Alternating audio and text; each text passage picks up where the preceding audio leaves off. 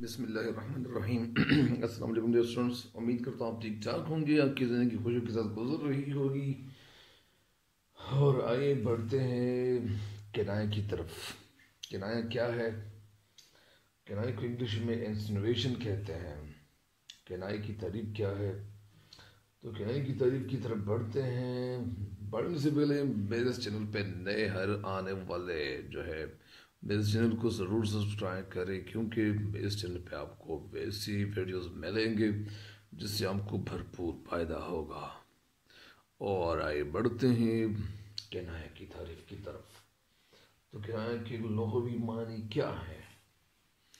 کنایہ کے لغوی معنی ہے چھپا کر بات کرنا، چھپا کر بات کہنا۔ یعنی کنایہ کے لغوی معنی ہے چھپا کر بات کہنا یا کرنا، یعنی بات کچھ اس طرح کہنا کہ مدعا کی وضاحت نہ ہونے پائے۔ مدعا جو مقصد ہو، مقصد کی جو وضاحت ہے وہ بالکل نہ ہو، یعنی جو مقصد آپ بتانا چاہتے ہو، جس مقصد کی بات کہنا چاہتے ہو، وہ مقصد جو ہے وہ پتہ نہ چلے کہ یہ کہنا کیا چاہتے ہیں۔ اس طرح میں کنایہ سے مراد ہے کوئی لفظ، کنایہ سے مراد کیا ہے؟ کوئی لفظ یا اپنے معنوں کے بجائے کوئی لفظ، اگر وہ اپنے معنوں کے بجائے مجازی معنوں میں کچھ اس طرح استعمال کیا جائے کہ کوئی لفظ اپنے معنوں کے بجائے مجازی معنوں میں کچھ اس طرح استعمال کیا جائے کہ حقیقی اور مجازی دونوں معنی مراد لیے جا سکیں، اور مجازی اور حقیقی جو ہے معنوں میں کوئی تعلق بھی نہ ہو۔ یہ تو میں یہ بھی بتانا چاہتا ہوں کہ مجازی کا جو لفظ ہے یہ پہلے کب استعمال ہوا تھا؟ 1524 میں حسن شوقی کے دیوان میں ملتا ہے، اور حقیقی کا جو لفظ ہے یہ 1611 کلیاتی قلعہ قطب شاہ میں یہ لفظ جو ہے استعمال ہوا ہے۔ ایک دفعہ پھر میں آپ کو سمجھا دوں کہ کنایہ کی تعریف کیا ہونی چاہیے۔ کنایہ کی تعریف کچھ اس طرح سے ہے۔ کنایہ کی تعریف کیا ہے؟ کچھ اس طرح سے ہے۔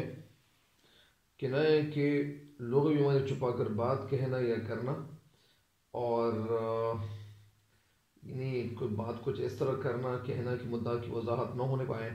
اس طرح میں کنایہ سے مراد ہے کہ کوئی لفظ اپنے حقیقی معنوں کے بجائے مجازی معنوں میں اس طرح استعمال کیا جائے، اس طرح استعمال کیا جائے کہ حقیقی اور مجازی دونوں معنی مراد لیے جا سکیں، اور مجازی اور حقیقی معنوں میں کوئی تعلق موجود نہ ہو، کوئی تعلق جو ہے وہ بھی نہ ہو۔ یہ تو ہو گئی تعریف اس کنایہ کی۔ ابھی بڑھتے ہیں کنایہ کی مثالیں۔ کنایہ کی مثالیں، مثال بھی ہیں، امثلہ بھی اس کو کہتے ہیں۔ تو مثال کی طرف بڑھتے ہیں۔ سب سے پہلے یہ بتاتا چلو کہ اس مہنگائی کے زمانے میں سفید پوش کے لیے اپنا بھرم رکھنا، بھرم کے معنی عزت، لاج رکھنا، لحاظ رکھنا، بھرم رکھنا جو شیر لانے سے کم نہیں، جو شیر مشکل کام کو کہتے ہیں۔ تو جوئی کے معنی شیر، اصل میں ایک نہر کھودنا، پہاڑ میں کھودنا، نہر کھودنا تھوڑا یہ بہت مشکل کام ہے۔ تو اس کا مطلب یہاں یہ لیتے ہیں کہ اس مہنگائی کے زمانے میں، اس دور میں سفید پوش کے لیے اپنا بھرم، اپنا عزت جو ہے جاری رکھنا، اپنا عزت رکھنا بہت مشکل کام ہے، جو شیر کا لانے سے کم نہیں۔ لفظ سفید پوش کے حقیقی معنی ہے سفید اور صاف اجلے کپڑے پہننے والا۔ سفید اور صاف اجلا اور صاف دونوں ایک ہی معنی ہے، صاف اجلے کپڑے پہننے والا۔ اس کا کیا مطلب ہے؟ سفید پوش کا مطلب یہی ہے۔ تاہم یہ لفظ عام طور پر مجازاً ہم ایسے شخص کے لیے استعمال کر سکتے ہیں جو اپنا بھرم رکھنے کے لیے صاف ستھرے کپڑے پہنتا ہو، اپنا بھرم رکھنے کے لیے صاف ستھرے کپڑے پہنتا ہو۔ یہاں اگر ہم دونوں معنی مراد لے، یہاں بھرم کا ایک لفظ ہے، اور یہ جو بھرم کا لفظ ہے اس حوالے سے ایک شعر میں نے یہاں نوٹ کیا ہوا ہے، اور شعر کچھ اس طرح سے ہے کہ بچوں کو منہ نہ لگائیں کہ بھرم جاتا ہے، بچوں کو منہ نہ لگائیں کہ بھرم جاتا ہے، لڑکوں کی طرح بھری محفلوں میں کھیلتے ہیں، لڑکوں کی طرح بھری محفلوں میں کھیلتے ہیں۔ اچھا تو یہ میں آپ کو بتا رہا تھا کہ یہاں اگر ہم دونوں معنی مراد لیں تب بھی ٹھیک ہے، علاوہ ازیں یا اس کے علاوہ ما اور ما سوا اس کی کئی معنی یہاں کیے جا سکتے ہیں۔ اس کے مترادف الفاظ یہ ہیں: اس کے علاوہ، ما سوا، بجز، اس کے سوا اور سوائے، اور بجز بہت سے الفاظ اور ہے، بصورت دیگر بھی ہے۔ آپ الفاظ کا استعمال کر سکتے ہو، بصورت دیگر، ما سوا، بجز، اس کے علاوہ، اور دونوں معنوں کا آپس میں کوئی تعلق بھی نہیں ہے، یعنی مجازی اور حقیقی معنوں میں کوئی تعلق نظر نہیں آتا۔ کیا مطلب ہے کہ یعنی یہاں اگر ہم دونوں معنی مراد لیں، کون سی معنی مراد لیں؟ اس کا کیا مطلب ہے کہ کون سی معنی مراد لیں؟ یعنی سفید پوش، وہی بات بتائی جا رہی تھی کہ تاہم یہ لفظ عام طور پر مجازاً ہم ایسے شخص کے لیے استعمال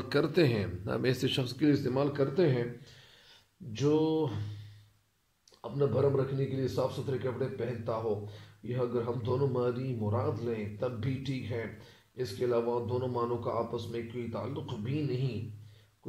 بھی نہیں، یعنی مجازی اور حقیقی معنوں میں کوئی تعلق نظر نہیں آ رہا، تاہم عرف عام میں مجازی معنی مراد لیے جاتے ہیں۔ کنائے کی قسمیں تو یہاں پہ 8 ہیں۔ کتنے قسمیں ہیں؟ 8۔ لیکن وہ قسمیں میں صرف ایک نام گنواتا ہوں۔ نام کون سے ہیں؟ نمبر 1 کنایہ قریب، نمبر 2 کنایہ بعید، نمبر 3 کنایہ اثبات، نمبر 4 کنایہ نفی، نمبر 5 کنایہ تعریض، نمبر 6 کنایہ تلویح، نمبر 7 کنایہ رمز، اور نمبر 8 کنایہ ایما۔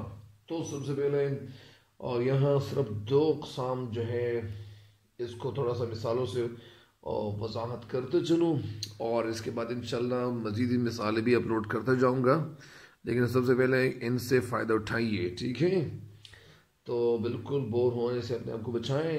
یہ آئے بڑھتے ہیں کنایہ قریب کی طرف۔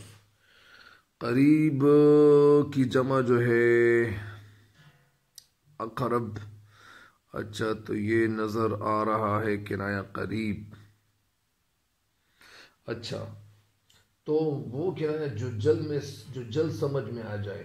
کنایہ قریب، کنایہ تو چھپا کر بات کرنا، لیکن یہاں مطلب کیا ہے کہ وہ کنایہ جو جلدی سمجھ میں آ جائے، اس میں موصوف کی کوئی ایسی مخصوص صفت لائی جاتی ہے، مخصوص خاص صفت کو کہتے ہیں، لائی جاتی ہے جیسے سے موصوف آسانی سے سمجھ میں آ جاتا ہے، جیسے سے موصوف یعنی جس کی صفت کی گئی ہوتی ہے۔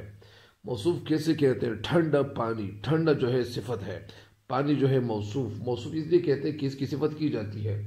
تو جیسے اگر کوئی لفظ سفید ریش کا بولتا ہے یا بولتا ہے تو یہ کنایہ قریب ہے۔ بوڑھے آدمی کے لیے اس طرح سفید پوش کنایہ ہے، شریف مگر غریب آدمی کے لیے۔ مطلب اس کا یہ ہے کہ جو سفید ریش کا، یعنی اگر کوئی لفظ سفید ریش کا بولنا ہے یا بولتا ہے تو یہ کنایہ قریب ہے۔ سفید ریش کیسے کہتے ہیں؟ یعنی وہ بزرگ آدمی۔ بوڑھے آدمی کے لیے اس طرح سفید پوش کنایہ ہے، بوڑھے آدمی کے لیے، یعنی یہ یہاں تک ہو گیا، اس طرح یعنی تو یہ کنایہ قریب ہے بوڑھے آدمی کے لیے۔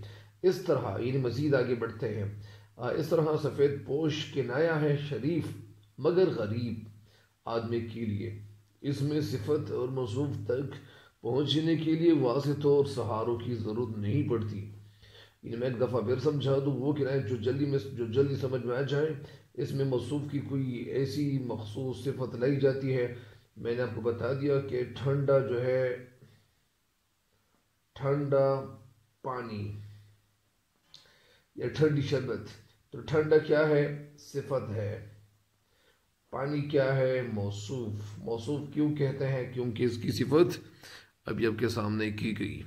تو آگے بڑھتے ہیں کہ یعنی وہ کہنا جو جلدی سمجھ میں آ جائے، اس میں موصوف کی کوئی ایسی مخصوص صفت لائی جاتی ہے جیسے اسے موصوف آسانی سے سمجھ میں آ جاتا ہے۔ جیسے اگر کوئی لفظ سفید ریش کا بولتا ہے تو یہ کنایہ قریب ہے بوڑھے آدمی کے لیے۔ اس طرح سفید پوش کنایہ ہے شریف مگر غریب آدمی کے لیے، اس میں صفت اور موصوف تک پہنچنے کے لیے واسطوں اور سہاروں کی ضرورت نہیں پڑتی، واسطوں ذریعہ اور سہاروں کی ضرورت نہیں پڑتی۔ ابھی پڑھتے ہیں کنایہ بعید کی طرف۔ بعید کیسے کہتے ہیں؟ قریب کے معنی تو آپ کو سمجھ آ گیا ہوگا اور آپ کے سمجھ میں کہ وہ معنی بیٹھ چکے ہوں گے جو مثال میں نے آپ کو بتا دی۔ اور ابھی کنایہ بعید، بعید کے معنی ہے بہت دور۔ کنایہ وہ کنایہ ہے جو فوراً سمجھ میں نہ آئے، وہ تو تھا قریب جو سمجھ میں آنے والا جو تھا، لیکن یہ جو سمجھ میں فوراً سمجھ میں نہ آئے بلکہ کچھ غور فکر کرنا پڑے، تھوڑا سا سوچیں، یعنی سوچنے کے بعد آپ کے ذہن میں یہ جو ہے کنایہ بعید بیٹھے گا، کیونکہ کنایہ جو ہے کیا ہے؟ کیونکہ کنایہ بعید میں بہت سی صفات ایک موصوف کے لیے استعمال کی جاتی ہیں، اس میں کئی صفات جو ہیں وہ ایک شخص کے لیے استعمال کی جاتی ہیں، اور ان صفات کی بدولت یا کے بدولت ان صفات کی وجہ سے، ان صفتوں کی وجہ سے وہ چیز سمجھ میں آ جاتی ہے۔ یعنی جو کئی صفتیں بیان کی جاتی ہیں ایک شخص کے لیے تو وہ بیان کرنے کے بعد وہ ذہن میں بیٹھ جاتی ہیں کہ کہاں کیا ہے یہ، یا اس طرح ایک شعر یہاں عرض کرتا چلوں، بھلا سا نام ہے اس کا اسے کیا کہتے ہیں واعظ، بھلا سا نام ہے یعنی اچھا سا نام ہے اس کا اسے کیا کہتے ہیں واعظ، واعظ واعظ کرنے والا، نصیحت کرنے والا، سراہی سے جو ڈھلتی ہے جو پیمانوں میں ہوتی ہے، سراہی سے ڈھلنا یعنی نیچے گر جانا جو پیمانوں میں ہوتی ہے، تو یا جو سراہی جو ہوتی ہے۔